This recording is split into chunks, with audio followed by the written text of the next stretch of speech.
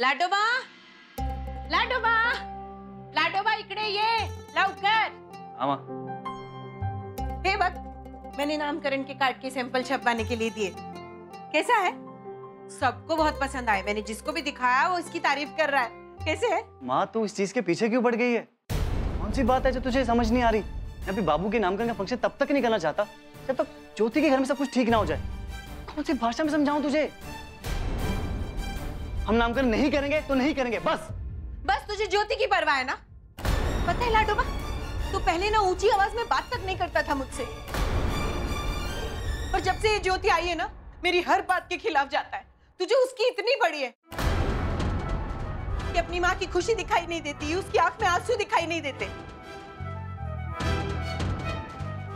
अरे इसके घर के हालात के सुधरने का इंतजार करते बैठेंगे ना तो सारी उम्र गुजर जाएगी हमारी। तेरा बेटा कॉलेज भी जाने लगेगा, लेकिन इसके घर की समस्याएं हल नहीं होगी। पंडित जी से मिली थी मैं, उन्होंने बोला कि अभी नहीं करवाया ना नामकरण तो 3 महीने तक कोई मुहूर्त नहीं है अच्छा नामकरण के लिए।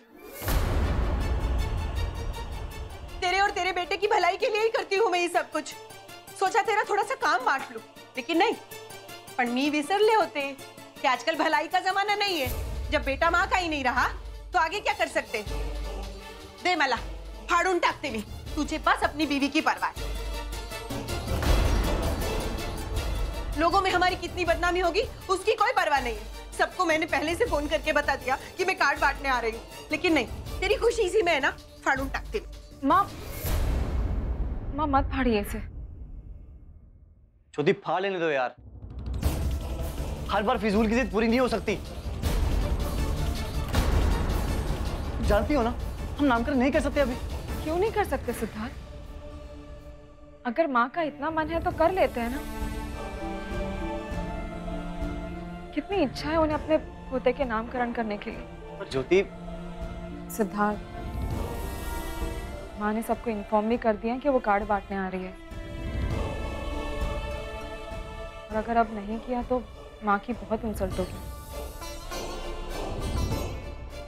जो आप भी नहीं चाहेंगे। यार मुझे नहीं पता मैं कैसे समझाऊं। तो खुद सोचना चाहिए ना, पहले अपने घर के बारे में सोचे, ना कि लोग क्या सोचेंगे क्या कहेंगे।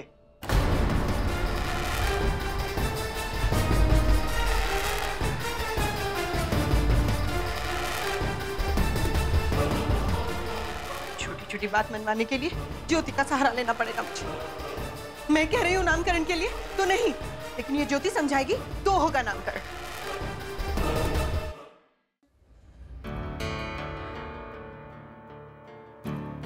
तो समझ में नहीं आ रहा क्या करूं। या तो श्लोक का फोन लग नहीं रहा है, जब लगता तो उठा नहीं रहा है। फिर से एक बार ट्राई कीजिए ना, शायद इस बार उठा ले। शायद आस्था के ना होने से तो उन्हें कुछ होश ही नहीं रहा। जानता हूँ, इसलिए समझ में नहीं आ रहा है कि क्या करूं। वहाँ पुणे में इतने सारे पेंडिंग काम पड़े हैं और यहाँ पे श्लोक जिस हालत में मैं उसे अकेले छोड़ के नहीं आ सकता हूँ वापस।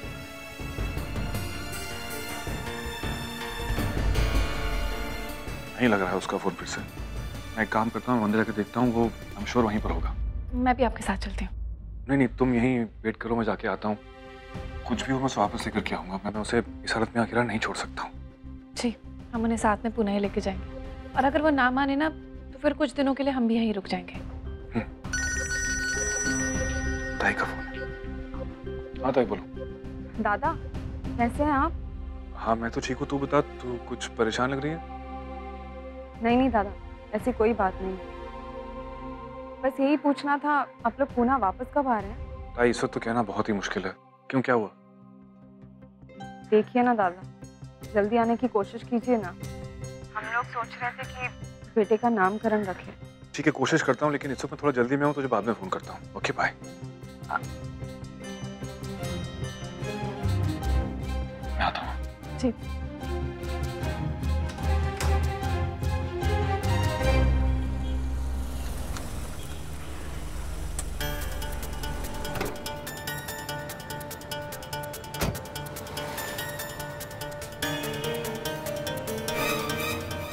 कहीं नजर नहीं।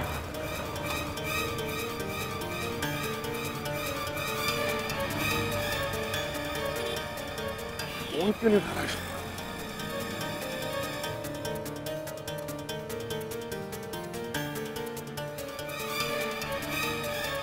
भाई साहब, आपने इन्हें कहीं देखा है? भाई साहब, आपने देखा है इन्हें कहीं?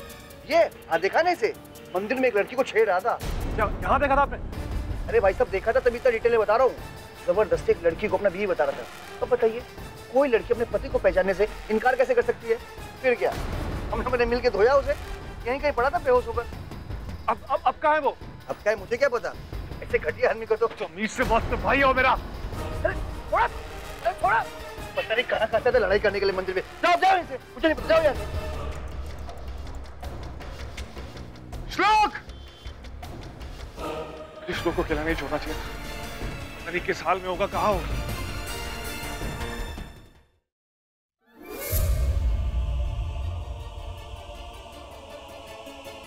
श्लोक भाई, कैसा लग रहा है अब आपको? पप्पू, जा सचिन को बुला के ला जल्दी से, जल्दी से। मैं यहाँ? वो कहा है ना, हम और पप्पू मंदिर गए थे। मंदिर के पास आपको बेहोश देखा। पहले तो हमको यकीन ही नहीं आया कि आप है, पर जब देखा कि आप है तो आपको यहाँ उठा के लाए। एक बात बताइए श्लोक भाई, वो लोग कौन है जो आपको मारना चाहते थे? क्या बताऊं आप लोगों को, कहाँ से शुरू करूं, कुछ समझ में नहीं आ रहा। श्लोक भाई, देवी मैया की कृपा से सब कुछ ठीक हो जाएगा, आप बिल्कुल परेशान ना हो। श्लोक भाई, आप अकेले, आस्था कहाँ है? आस्था?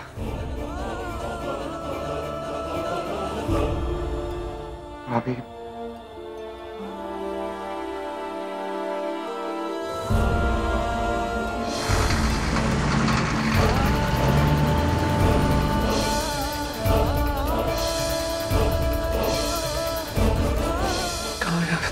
एक्सीडेंट के बाद से गुमशुदा है।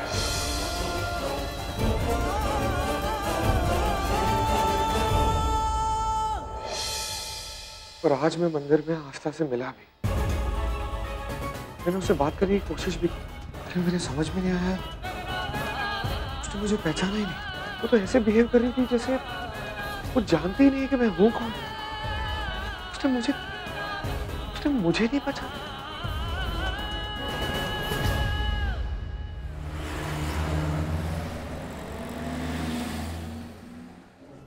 जी, श्लोक का पता चला? सॉरी सर, हमने आसपास के सभी हॉस्पिटल चेक कर लिए, क्योंकि आपने कहा था कि उन्हें चोट आई है, पर आपके भाई के बारे में कहीं कोई पता नहीं चला। डॉक्टर साहब, प्लीज मैं आपसे रिक्वेस्ट कर रहा हूँ, कैसे भी करके उसे ढूंढ लीजिए। मैं आपका एहसान कभी नहीं भूलूंगा। सर, हम कोशिश कर रहे हैं। हम हमारी ओर से वादा करते हैं कि हम आपके भाई को ढूंढने में कोई कसर नहीं छोड़ेंगे। Thank you. Welcome. Thank you.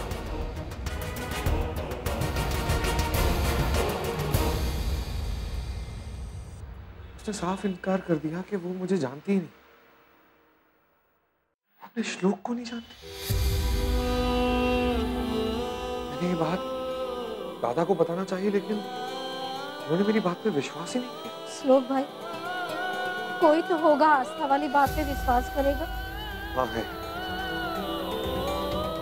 आस्था की आई है। अगर मैं उन्हें बताऊंगा कि मैंने आस्था को बॉम्बे में देखा, तो मेरी बात पर जरूर विश्वास करेंगे। मैं उन्हें अभी बताता हूँ कि मैं आस्था से मिला।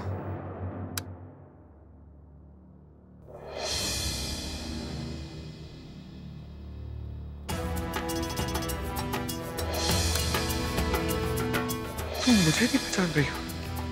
आस्था, मैं तुम्हारा श्लोक हूँ।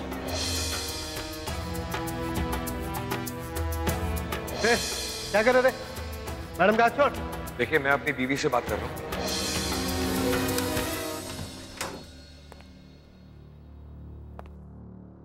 रहने दीजिए, लाइट्स ऑन मत कीजिए। क्या हुआ? हाँ, वो वीकनेस जैसा लग रहा था। और कुछ हुआ था आज? टेल मी, क्या हुआ? आज जब हम मंदिर गए थे पूजा करने के लिए, एक आदमी ने हमारे साथ बदतमीजी की, जबरदस्ती गले लगा लिया, हमने उसे धक्का दे दिया, उसे थप्पड़ तक मारा, लेकिन वो सबसे कह रहा था कि हम उनकी पत्नी हैं। शरीफ घर का लग रहा था, लेकिन कुछ समझ में नहीं आ रहा था हमें तो। पता नहीं आस्था आस्था कह के पुकार रहा था, पता नहीं वो हमें आस्था क्यों कह रहा था, हमारी तो कुछ समझ में नहीं आ रहा था। हम बहुत डर गए थे। खैर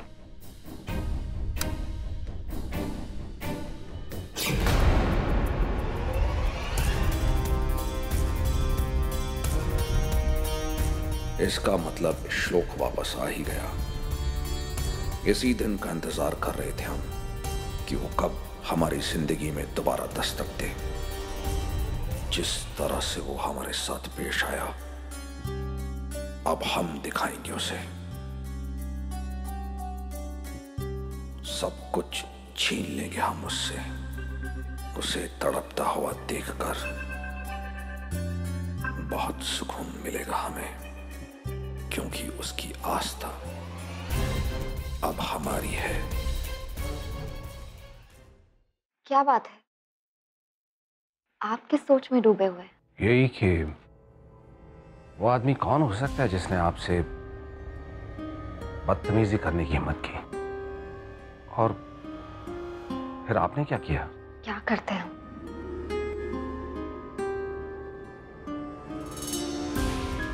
मुझे पहले की तरह चक्कर आ रहे हैं, वीकनेस भी लग रही है।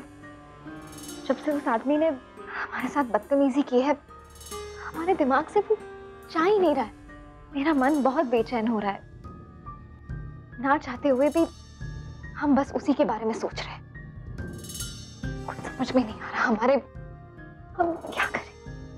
बरखा, आप अननेसेसरीली स्ट्रेस ले रही हैं, और वैसे भी एक सड़क चलते आदमी के बारे में इतना सोचने से क्या फायदा है?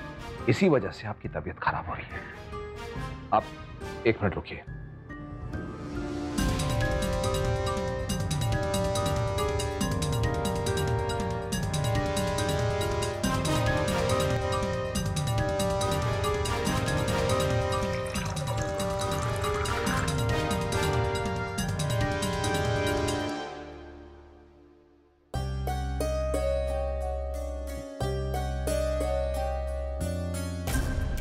आजकल आप टीवी पे देख रही हैं, लड़कियों और औरतों के साथ आजकल क्या क्या हो रहा है।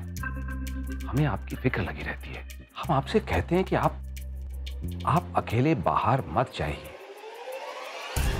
आज तो आपने उस आदमी को थप्पड़ मार दिया, कल को कोई डेंजरस निकल गया तो? बरखा, आप हमारी जिंदगी हैं, आपसे हम हैं, आप ये जानती है ना? चलिए अब आप आराम कीजिए। कम।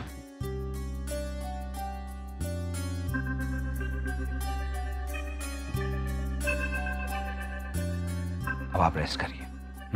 ओके?